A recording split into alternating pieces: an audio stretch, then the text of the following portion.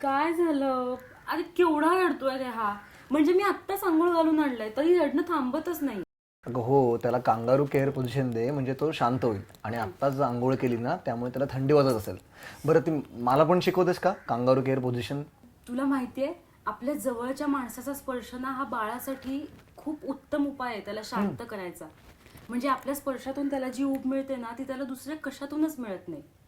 Hypothermia म्हणजे अंगाचं तापमान एकदम कमी होणं किंवा एकदम थंडी वाजून येणं. आणि या गोष्टी 9व्या महिन्याच्या आधी जन्मलेल्या बाळांनाच होतात असं नाही हं.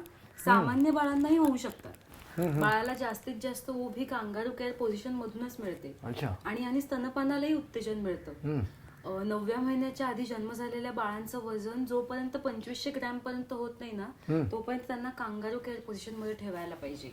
दिवस रात्र फक्त आंघोळ आणि डायपर बदलण्याची वेळ सोडून. आणि सामान्य बाळांसाठी हे खूप फायदेशीर आहे. म्हणजे बाळाला योग्य आहार देणं, व्यवस्थित तापमानात ठेवणं या गोष्टी त्याच्या वाढीसाठी खूप उपयोगी असतात. अच्छा. अरे शिकलास की तू लगेच. मग मी बाळाला असं बांधून ठेवून त्याला खायलाही घालू शकते. म्हणजे मी काय करते, त्याची आंघोळ झाली ना की त्याला असं बांधून ठेवते. फक्त बाळाला असं झोपवताना त्याचे खांदे आणि डोकं थोडंसं उचललेलं पाहिजे.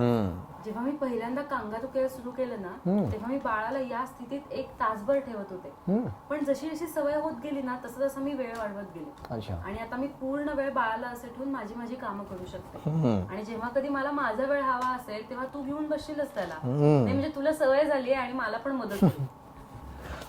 आपलं बाळ सशक्त राहण्यासाठी त्याची खूप काळजी आणि त्याच्या शरीराचं तापमान हे अचूक असणं गरजेचं आहे. बाळाचं तापमान 97.5च्या खाली जाता कामा नये, कारण तेच बाळाला सर्दी आणि अशक्तपणापासून लांब ठेवतं. आणि रिसर्चवरून हे पण कळालंय की ते आपल्या बाळाला हुशार बनायला मदत करतं. बघ